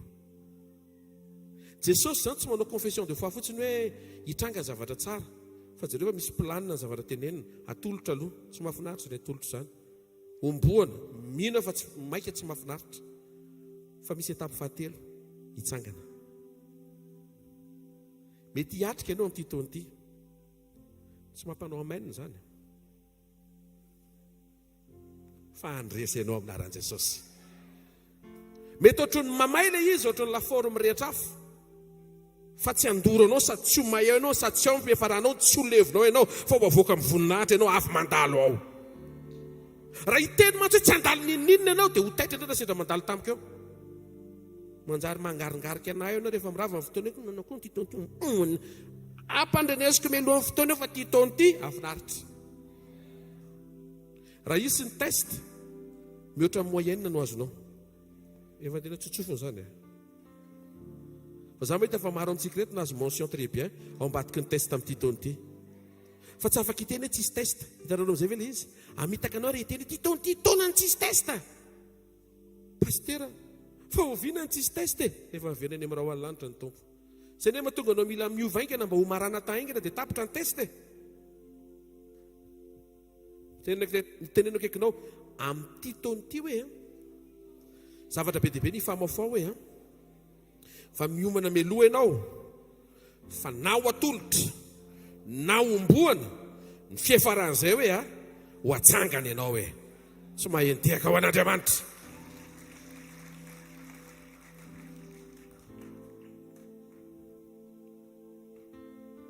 Ny fomba fisehoan'Andriamanitra teto ambony tany zao dia amin'ny plan à 3 niveaux io. Voalohany, Andriamanitra niseho ho an'ny olona, Dieu pour nous. Zay fisehoan'Andriamanitra reo amin'ny testamenta taloha. Avy eo nidiny Jesosy nijoro, nidina ho Andriamanitra amintsika, miara-monina amintsika, Emmanuel, Dieu avec nous. Plan fahatelo, nidina fanamasina ho ao anatinao, Andriamanitra ao anatinao, Dieu en nous.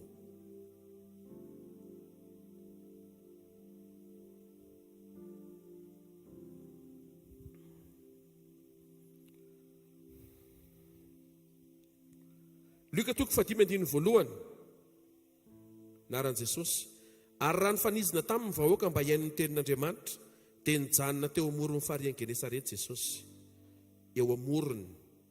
Ny 7, ary niditra tao amin'ny sambo kely anankiray izay any Simona izy dia nangataka taminy hiataka kely amin'ny tany, dia nipetraka tao an-tsambo kely izy ka nampianatra ny vahoaka miataka kely amin'ny tany. Dia izay metapy izay. Ary ny 7, ny 4, ary rehefa nitsahatra ny teny Jesosy dia hoy izy tamin'ny Simona, mandrosoa ho any amin'ny lalina, dia alatsao ny aratonareo, azahoana, azandrano.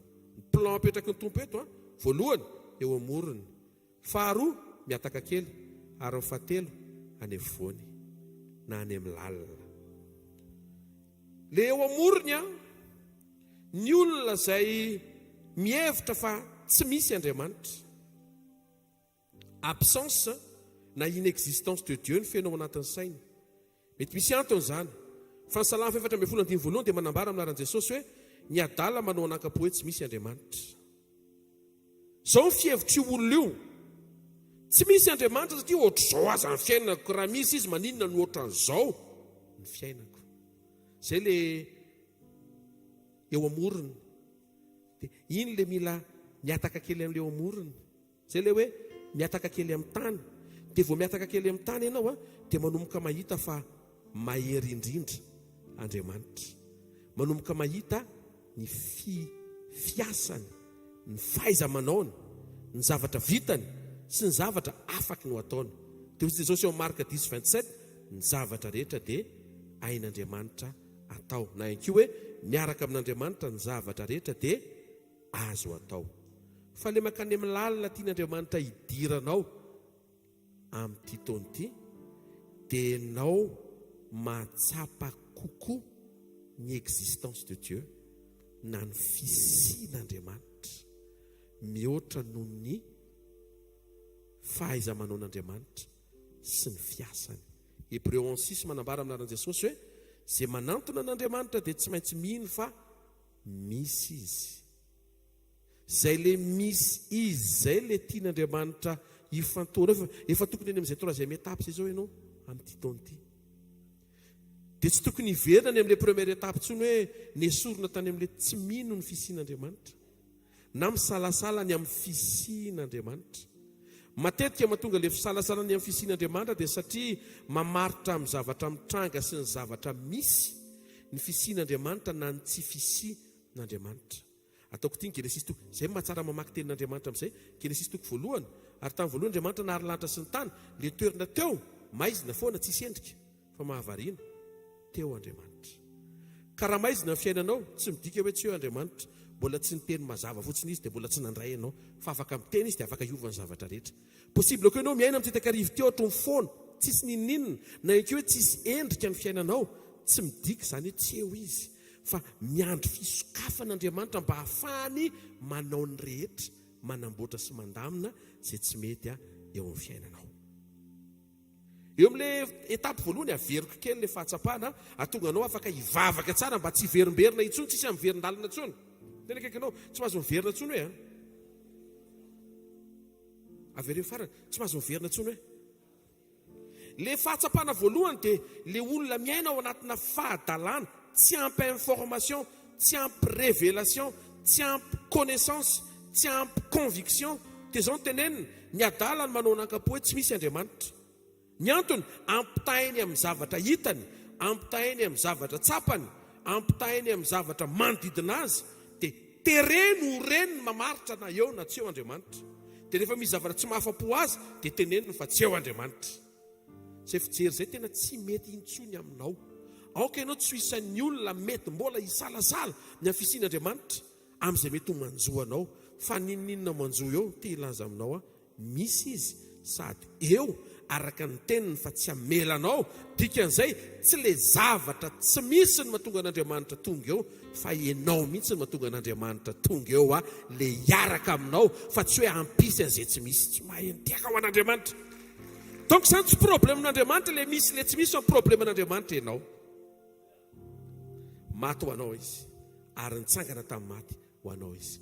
Ny amin'ny materiel sy ny ambiny afaka ho ataony zany amin'ny etapy sy itiavany azy. Fa aoka ny fifantohanao tsy any amin'le hita maso, fa any aminy izay mety tsy hita amin'ny masonao, fa afaka ho hita amin'ny masonao.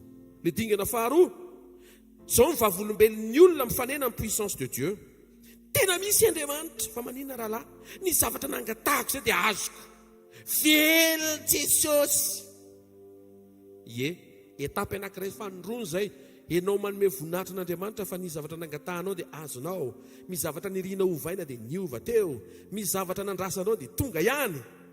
Fa le etapy manaraka tian'Andriamanitra hijoroanao mba hahatonga anao ho tena vonona hiatrika ny mpapakatra, dia le fomba fiteny anankiray manao hoe misy foana Andriamanitra na mety na tsy mety aza ny zavatra rehetra eo amin'ny fiainako. Dia zareo fa io planio mandeha ao anatin'ny daholo ny olona rehetra. Mety misy amintsika zao mety mbola amin'le dingana voalohany matoa sain'Andriamanitra resahany io teny io. Aza mamaritra n'Andriamanitra amin'ny zavatra misy sy amin'ny zavatra tsy misy. Izy mihitsy ny misy eo amin'ny fiainanao, alay finy fisiny sy ny fanatrehana mba tonga anao iaona amin'ny fahatsarana faratapony mandritra izao fivahiniana vetivety eto ambony tany zao. Faharoa, maro amin'ny olona ny mahatsapa fa misy izy rehefa tonga ny valimbavaka. Fa ny dingana fahatelo, na tonga ny valimbavaka na tsy tonga, na maharitra na annulé na reporté na volé na dérobé na ninona mitranga eo, tsy sosianao tsony, satria fantatrao fa le mpamaly vavaka mihitsy no miaraka aminao. Amen zany ohatrany hoe le grossiste tompon'le magasin miaraka aminao dia tonga avy any mipiasa ny teny hoe le camion feno entana ho an'io olona io very, dia mikoropaka io very lasay dia ahoana, nefa le tompon'le izy camion ray very fa misy camion 200 000 camion. Enao mazava zany mbola kely zany, mbola vetanary fotsiny zany. Misy 200 000 camion ao dia raha le tompony miaraka aminao dina moa zany mampananao camion ray ve dia mba ho aizy. Fa inona mahatonga antsika mikoropaka? Lasa le amin'ny camion fotsika. Nangalarin'ny olona miaraka amin'le entana nantenaitsika ny fanantenantsika. Le tompon'ny entana afaka mamotsitra ny zavatra rehetra efa miteny hoe fa ianao any amin'le entana very sainao, tena anao ahoana, efa saiki tafa any daholo ny commande rehetra, efa nanao programme hoe alohan'ny fifadikanina mba efa rehetra ny zava-baovao tonga ho tan'Andriamanitra, nefa le Andriamanitra ataonao Andriamanitra efa eo akaikinao eo.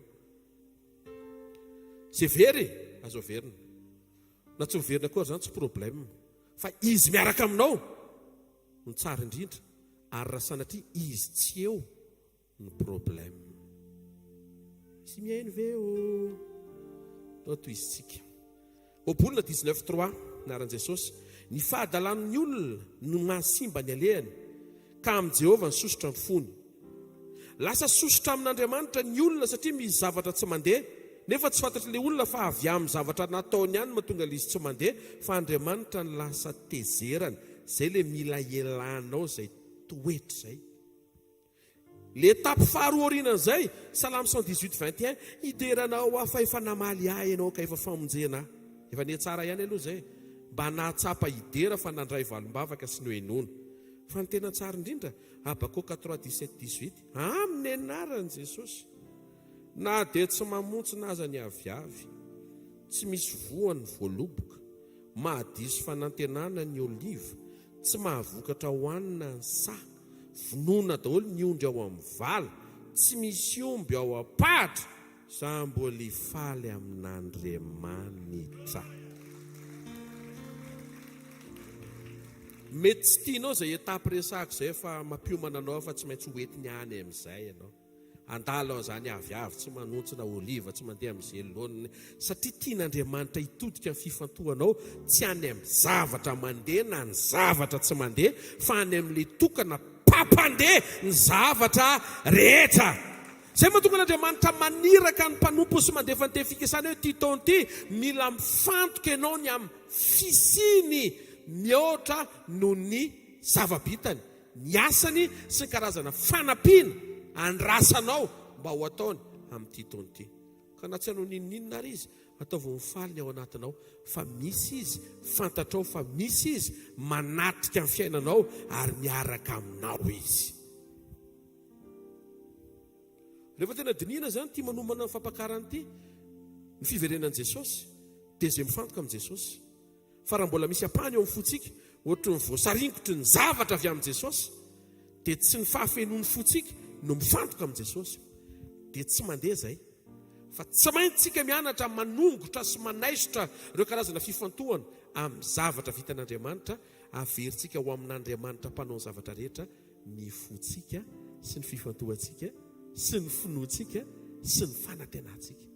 Ka raha misy zavatra bangy eo amin'ny fiainanao, dia afafantaranao teny fotsiny hoe misaotra Andriamanitra fa ianao miaraka amiko na tsy eo ary ilay zavatra anankiray ity. Mety banga fahasalamana zao ny fiainanao, dia omeo voninahitra ny to soa Andriamanitra ao fahasalamana ny tsy eo fa tsy ianao.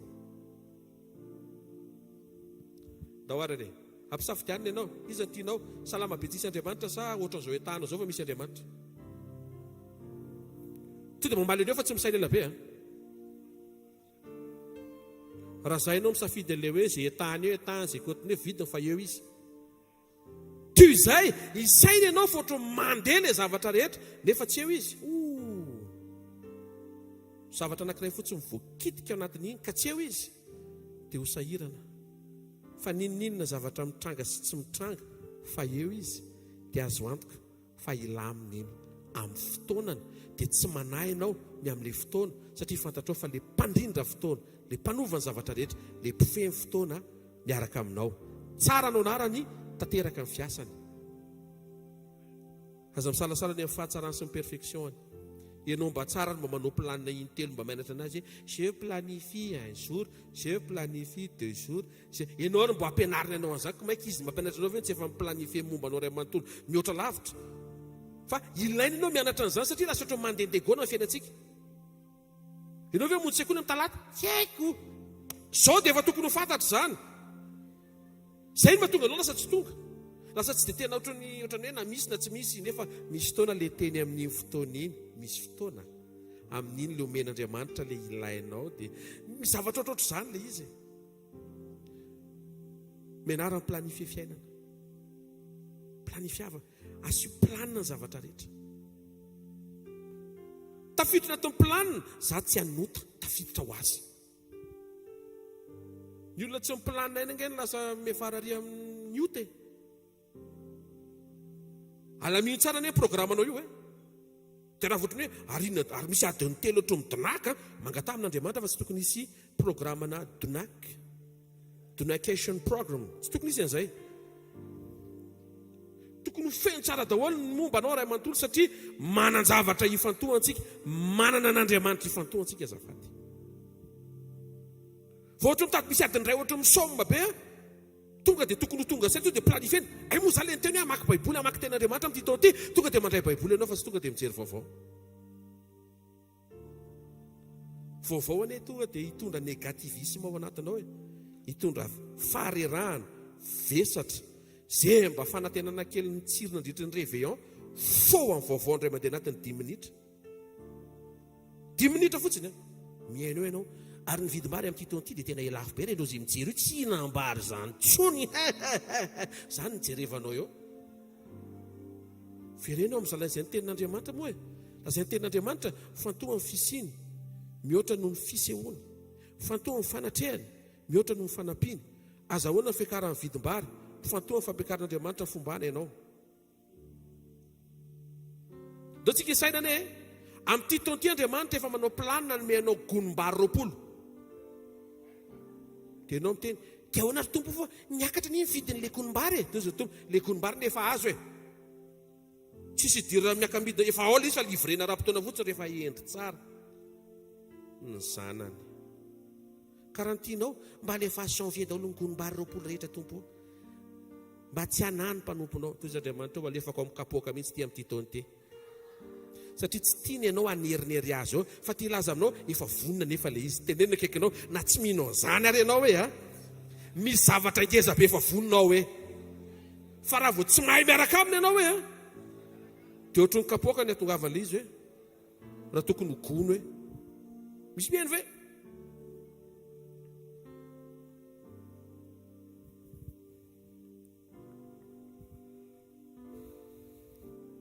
Misy karazana question mila apetraka ao zany amin'ity taona ity. Ohatra hoe rapitso amonjy fivoriana fandraisana fanasan'ny tompo, dia misy question après hoe et après. Dia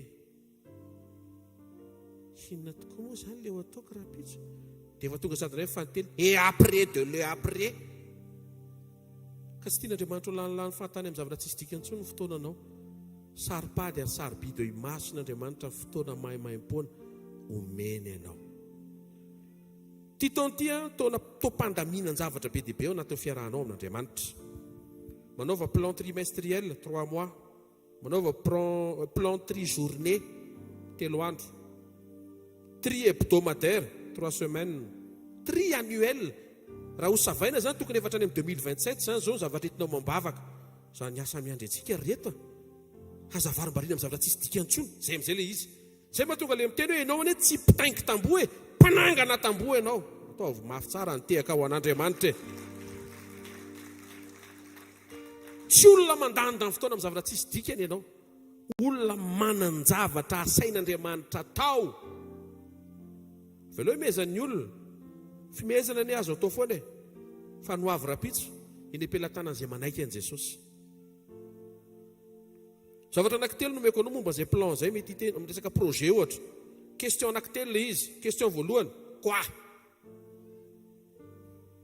Inona le projet anao? Question faharoa, comment? Ny fomba ahoana naovantsika azy? Fa ty fatelo ty aza adina. Pourquoi? Fa manina anao manao an'izay? Fa raha voadiso ny pourquoi, tsy miainga ny comment ary tsisy ny quoi. Ny koako pastera nangana usine faran'izay matanjaka indrindra eto Madagasikara. Ok, amen. Comment? Faiza manao n'Andriamanitra sy fahagana ny fampahitana avy ity. Pourquoi? Mba ho mpanaka reny indrindra. Dia misy feo ohatro vous avez raté. Mihaino vetsika satria ny pourquoi an'le projet tsy hainao anankarem-be zany. Alefa sy lavidavitra koa ny sainao, ndana mandiny tena tsara. Dia nio ny tenanareo raha mitoetra anatinareo Kristy aloha. Centre dia anao anankarem-be ve no tadiavin'Andriamanitra? Centre. Samy mivavaka. Tsy afaka hiteny hoe inona le izy, fa mino fa ny tompo hamangy anao hoe inona le izy. Fa raha voadiso an'le pourquoi tsika, tsy ho avy ny comment. Eno itsany zavatra teneniko izany. Raha voadiso le hoe fa maninona ianao no mangataka an'izany amin'ny tompo. Raha voadiso iny, zay mahatonga le hoe diso fangataka nareo izy fa laninareo amin'ny filana. Dia tsarantsika tena miombona tsara amin'i Jesosy hoe fa inona ohatra hoe vavaka mba azo visa ho any an-dafy. Quoi? Visa. Comment? TLS. Pourquoi? Tour Eiffel. Tena ianao no mahafantatra hoe dia ianao hoe tena siona ve fa Tour Eiffel ve nampandehanan'ny tompo anao any amin'ny fomba mahagaga. Misy mahay photoshop hoe afaka to amboarina ny sarinao sina Tour Eiffel. Tsy diso ny maka sary eny. Ahoana moa tsaka eny mbo tonga eny kosako. Tonga eny kosa ve dia tsy aka sary eny. Fa fantarina hoe fa tsy izay ny tena ampandehanan'Andriamanitra anao any na mety any amin'ny toera ka vava tsara. na ny fianaranao io ary quoi inona le fianarana comment aza miasa saina fa indrindrindrindra pourquoi fa manina Andriamanitra mampianatra anao amin'ny école io na université io na tsy haiko inona le ianaranao na mety ho formation technique koa na ohatr' izany fa maninona Andriamanitra mandefanao ao sao dia Noa nangana samby fiara ianao sao dia Josefa nangana entrepôt ianao sao zay lasa ratsy moa le sao fa hoe saintsaina ndrao ianao le fidian'Andriamanitra anao zavatra ao amin'ny programmany ho amin'ny fanjakany. Alleluia. Hoy Jesosy eo amin'le teny vakitsika teo ny aingan'androany momba ny planina amarana ko azy dia amerina le nytenen'i Jesosy ozy izy eo amin'ny Luc 13:33 aminaran'i Jesosy kanefa tsy maintsy mandeha ihany anio sy ampitso sy rafaka pitso miplanifie ny androany izy planifie ny rapitso ary miplanifie ny rafaka pitso so zao antsika rehefa fampantana dia hoe Ronald inona pro rafaka pitso zany zao mila tsy ny androany tsoa zany satria ianao tsy tokony mandandany fotoana amin'ny zavatra tsisy dikany. Azadiny fa le etape voalohany tamin'le resantsika teo olona tsy mino ny fisian'Andriamanitra dia avy eo lasa olona mahita ny fahagagan'Andriamanitra dia any amin'le fahatelo ny tian'Andriamanitra idirantsika amin'ity taona ity ianao mahita kokoa ny fisian'Andriamanitra. Ao amin'le fisian'Andriamanitra mantsiny ohatran'ny tsisy miracle. Tonga dia tsy rallye de miracle miaraka amin'i Jesosy, rallye de désert, rien du tout avec Jésus. Zay kosa fa mitsotranao marina fa mamy lavitra ny tsisy ninninina miaraka amin'i Jesosy toy izay ohatra mifeno fahagagana nefa Jesosy ke tsy eo satria tsy ao amin'ilay programma ny fonao sy ny fifantohanao rehefa tena any amin'i Jesosy masonao manaraka anareo ny zavatra rehetra. Question mipetraka raha ohatra ka ho désert ve zany le fiarahana amin'ito tsisy ninina hitranga zany eny amin'ny désert le toerana tsisy ninina fa miprésence an'Andriamanitra hisarika zavatra be dia be. Mino fa tany Egypte zanak'Israely tsy nanandrana an'izany tsiron'akoho zany fa tany amin'ny désert Andriamanitra napidina papelika tonga dia vomidina le vola dia manintsana ny volony tsy haiko azonao ve fanoloran-teny zany tiako tenenina miara-miasa asoany amin'izay tsy ho takatry ny sainao ny voaman'Andriamanitra anao any amin'ny toerana misy azy ohatrany tsy tianao ka tsy le toerana no enjehantsika fa izy mihitsiny ka tsy mampaninona zay hitranga sy iseho zay tsy hitranga zay tsy iseho zay misy zay tsy misy ataovy azo antoka fa mifonao mamikitra amin'Andriamanitra fa eo izy miaraka aminao nyambony rehetra avelao izy anao zay tiany satria mifonao misokatra fa eo izy zay fotsiny ataovy surany ao anatinao fa connecté sy en communion tsara hoe misaotra Andriamanitra ohatra miatrika adiny ray 2020 fa manao ka 2025 c'est qui un peu comme moteur alléluia budget voalofronina alléluia ozy Andriamanitra hoe mipoaka fa tsy sefe mirehatra ny afo fa tsy may ohatra masosotra le situation fa ianao tsy sosotra zay ianao fa mahafantatra ny lesona hoe mitsiky foana to moment satria eo Andriamanitra tsy ny zavatra tsy misy ny tsy mampitsiky fa raha sanatria elan'Andriamanitra ianao no loza ty taona ity nefa mahita tsy ala aminao Andriamanitra satria ianao tsy ala amin'Andriamanitra. Dao tsika hitsanganao vavaka anankiray dia hiroso amin'ny vaovao ny mpanompon'Andriamanitra misaotra anao zay ray amin'ny anaran'i Jesosy nampatsiahivinao ny tokony hiomananay ao anatina fandaminana sy planina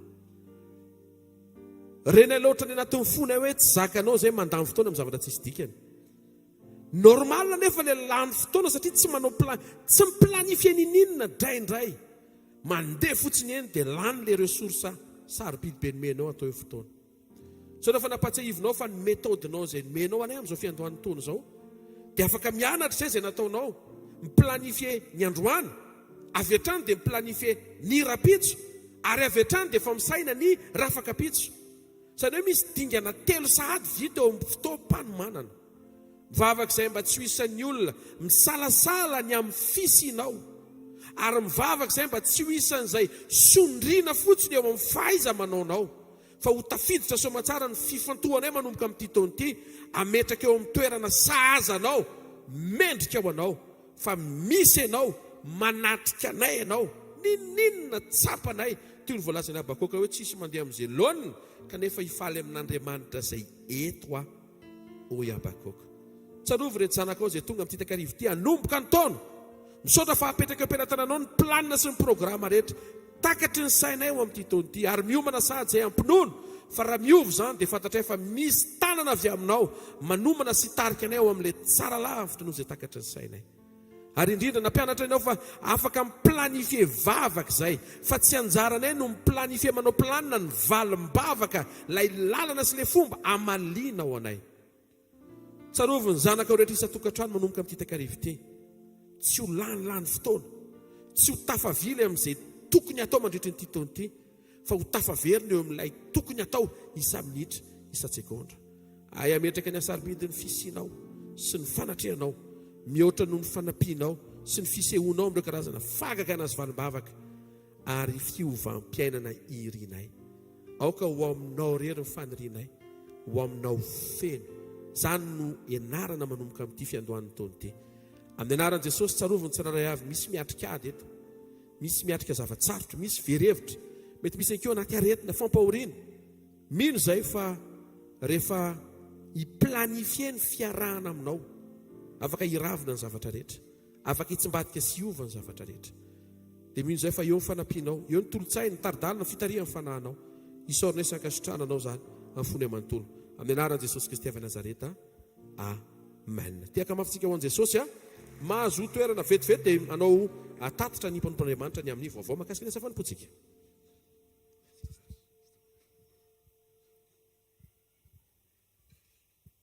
Alléluia. Bonne année doltsika. Bonne année. Bonne année. Alléluia. Tahaka izao indray zany ny planina antsika. Alléluia.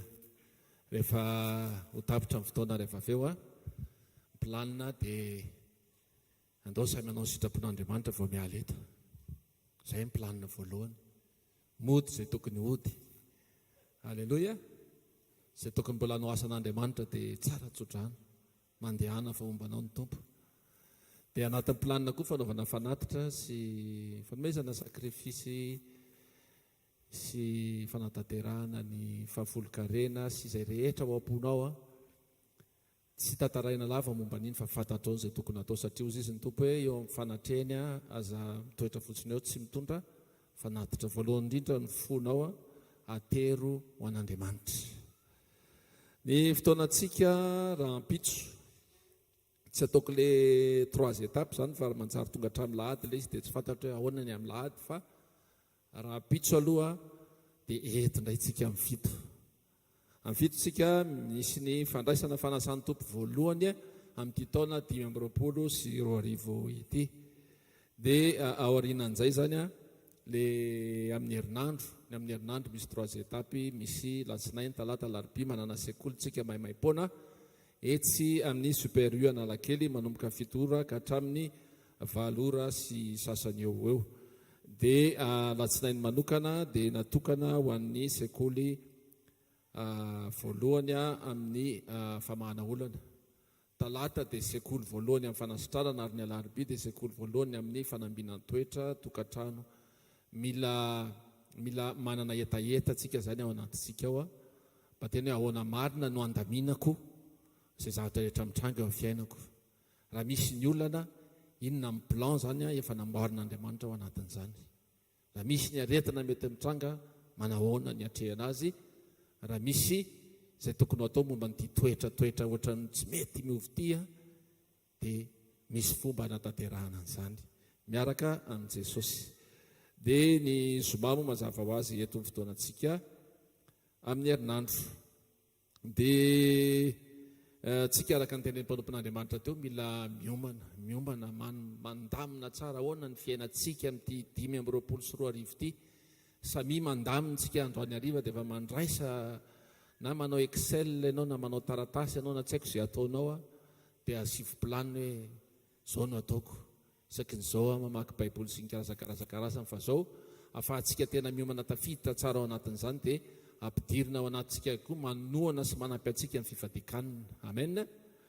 Mila mifadianitsika ahafahantsika tsara miditra ao anatin'izay tontolo ara-panahy zay tena hoe ametraka tsara eo am-pilatanan'Andriamanitra izay fandaminana sy fiomanana rehetra ho an'ity taona ity. Dia manomboka amin'ny 15 volana janoary zao zany manomboka tsika mifadianina ka hatramin'ny 4 volana febroary. Dia ataovy tena tafahomana tsara eto mambavaka zany. Eto mambavaka tsara aloha ilay fotoana tompoko vahoaka mba anisan'ilay mahazaka n'ilay maraina mandrapariva. Na ohatra tsy mahazaka manao fa efa fotsifotsy volona hoe ohatrohatran'izay dia eto amin'ny tompo eto amin'ny tompo. Eto amin'ny tompo izy ny anahy dia rano fotsiny sotroako na ny anahy dia chocolat fotsiny manko zay ataonao fa misy mila miavy ianao raha ohatra anao tsy mpihinana chocolat mihitsy fa zavatra hafa ny tena hoaninao dia tsy maninona raha mihinana ninao fa zavatra hafa tsy hoanina ohatra tsy azatsiatsiatra zay fa mila miomantsika ny ara-panahintsika ny zava-dehibe tsy manena tena antsika manomboka le 15 fa miaraka amin'Andriamanitra. Amen. Amen. Misy vonona ve amin'izany aloha le 15 tsika manomboka hoe eto ambavaka tompo manampy antsika ao anatin'izany. Raha misy fanontaniana tianao hoe tena ahoana fa zaho ohatra zao sy ny ohatra zao dia anontanio ny mpanompon'Andriamanitra ahoana ny fomba hiatrehako an'ilay izy fa fotoana manokana io 21 jours omen'Andriamanitra antsika fa antsika tena hoe tafiditra tsara miaraka aminy ao anatin'le plan n'Andriamanitra eo amin'ny fiainanao dia plan izay apetraka ao miaraka amin'ny fitariana fanamasina. Ndao tsika hitsangana ary ndao tsika hitsangana isaotra ny tompo amin'ny fahafahantsika manatanteraka ny fandaminan'Andriamanitra eo amin'ny fiainantsika. Ainjiro aty anoloana narany tananao raha eo amin'ny anaran'i Jesosy misaotra anao zahay. Makasitraka izay tompo satria afaka niona taminao teto amin'izao toerana izao fotoana voalohany amin'ity taona ity ahafahanay manatanteraka fanatitra.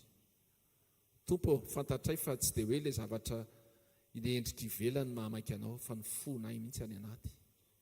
Ny fonay izay natolotra ianao ny qualité ny zavatra izay omena ianao fa tsy ny quantité Andriamanitra. Dia tena natolotray ampitiavana zany ampifaliany zany. Da io ny fiainanay tsirairay avy mety lava be araka amin'ny fiteny ny mois de janvier Jesosy fa fantatray fa tianay foana ianao. Fantatray fa manohana anay foana ianao. Fantatray fa mamatsy anay foana ianao. Da io ny tsirairay avy aza vela isy isaitsaina zava-dratsy fa aoka isaina ny fahatsaranao izay mitobaka eo amin'ny fiainan'ny tsirairay avy. Ny fanatrehanao izay tsy miala eo amin'ny fiainan'ny tsirairay avy. Makasitraka ray da io ny tsirairay avy amin'ny anaran'i Jesosy. Alleluia. Amen. Andao tsika hitehaka mafy voninahitra ny tompo. Alleluia. Ndao nao vavaka anay fa antsika dia tsofina rano eo dia iravintsika. Eto anatrehan'Andriamanitra